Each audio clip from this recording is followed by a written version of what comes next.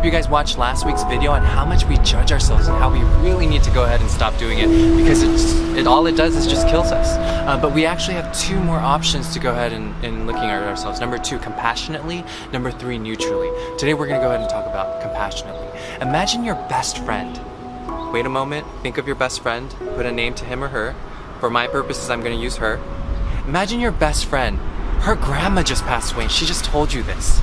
And you're supposed to meet with her for dinner anyway. What are you gonna do when you go see her? You probably want her to feel like she's so loved, that even though it's probably the shittiest of times right now, even though she might not be having the greatest time at work because she has all of these projects going on, and even though she might have these issues ongoing with her parents, that she's gonna get through it, that she's loved, that you're gonna be there for her, that she's not in it alone. You're probably gonna give all the compassion that you have from your heart into her so that she can feel empowered and just really loved. And so that's probably the natural reaction that we have when we hear of somebody else having a hard time, or when we hear of our friend just having ended a relationship with his girlfriend and he's having the tough time of his life. He's not able to express that. Even though he's not able to express that, us, as being a really close friend, we want to show him that we're there and available. And so we go ahead and say, hey, let me know if you want to hang out. I'm here for you. I'm here to talk. And just know that it's tough, and let me know if there's any way that I can help. And we do all of this to show that we have the capacity to love and show compassion to each other. Or when a little child hurts and stubs his or her toe, we look at that and say, oh, I'm so sorry, I give you my love. Or when a little baby, I was looking at my nephew, when he gets hurt, I see my sister-in-law pick him up and say, oh, it's okay. Oh, that must hurt so much. I understand. I'm so sorry. And she pours her love and compassion into him. Now flip it. Flip it for a sec. Imagine yourself.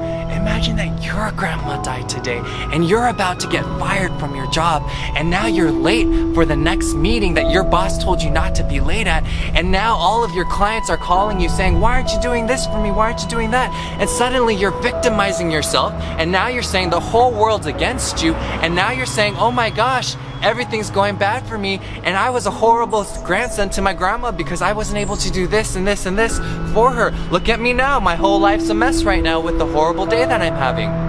Without realizing, man, I'm having a tough time right now. My grandma just passed away.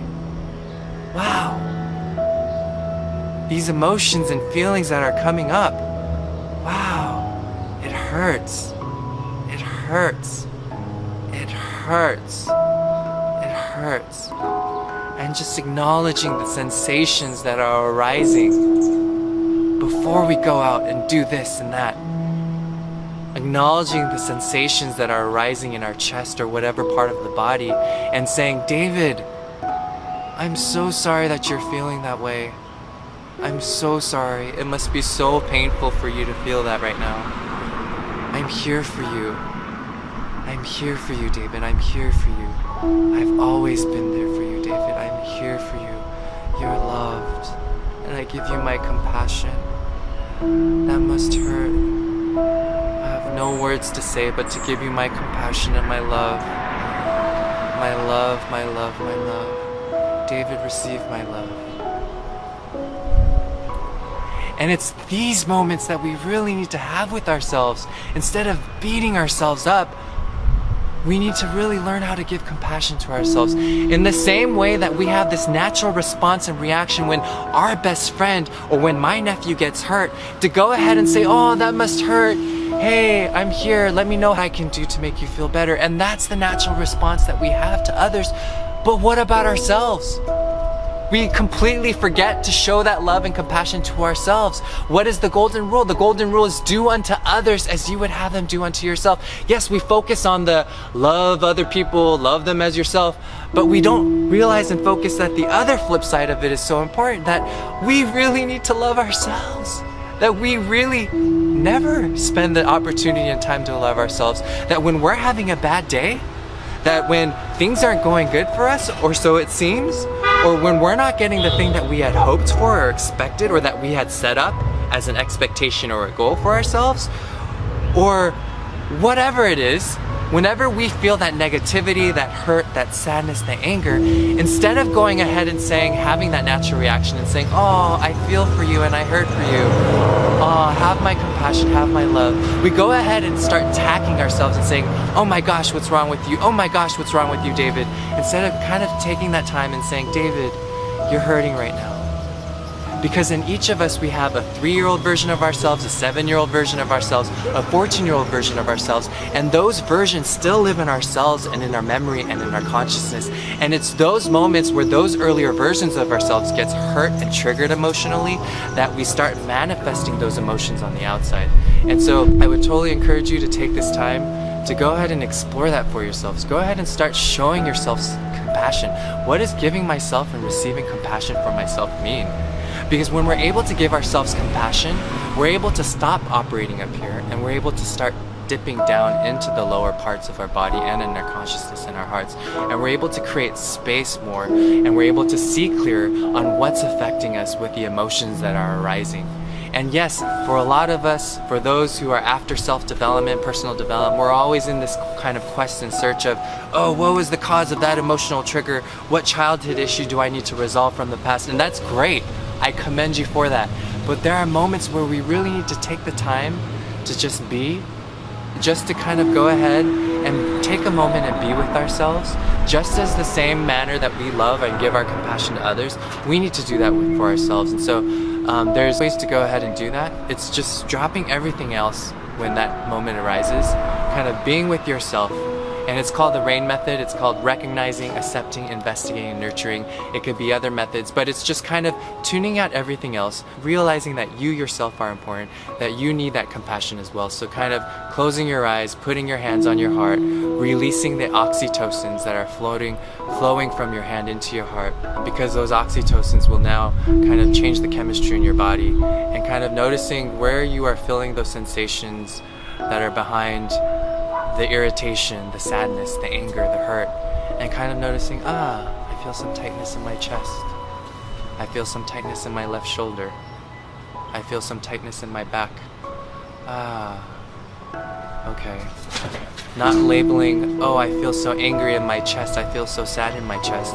Because once we do that, we're starting to judge again. Which is kind of observing the physical sensations and saying, oh, okay. David, that must hurt. It's okay, David, I'm here with you now. I've always been with you. I've never left you. I've never forsaken you. I'm here with you now, and I give you my compassion right now. It's a part of being humanity, experiencing suffering and pain. It's a part of being humanity. It's a part of being human, David. It's okay. It's okay. I'm here with you right now. I'm here with you. I'm here with you. I love you. I love you.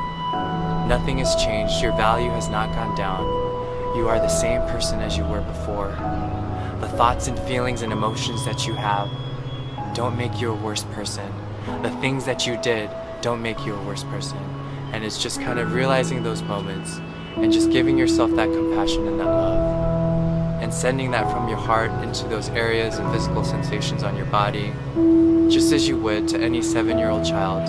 And this is what you're doing to the earlier 3-year-old version of yourself, the earlier 7-year-old version of yourself, the earlier 14-year-old version of yourself, and you're saying, it's okay, David, I'm here with you. I'm giving you that love. You have that space to go ahead and grow. So it's just kind of sitting with that moment and realizing, I give you the self-compassion that you need. Because when we go ahead and do this, we start fixing the childhood hurt that we've had, the emotional triggers that are buried there in ourselves and in our consciousness and in our memory, the things that might have triggered us when we were in elementary, when that kid bullied us around, or when our mom and dad always yelled and nagged at us without expressing really how much they loved us. Then it's just, if you're able to go ahead and practice self-compassion on a daily basis, it becomes a form of reparenting yourselves and really healing yourselves in those areas where now you'll find yourself getting less offended. Now you find yourself getting less hurt. Now you find yourself realizing, oh my gosh, the external circumstances and the things that happen around me and in my daily life and today and tomorrow, no matter what they are, even if it might quote unquote be the worst day possible, that really shouldn't affect my happiness and who I am inside. And it's kind of realizing that moment and having that moment to be able to say, wow, I have the compassion to be able to give that to myself and really kind of blossom and grow from there. So I encourage you to start having a daily practice of self-compassion and giving that to yourself instead of looking and judging yourself and harshly criticizing yourself and killing yourself on a daily basis. Give yourself compassion because that's what's needed and that's what will realign yourself with your heart and who your true self is inside. Thank you.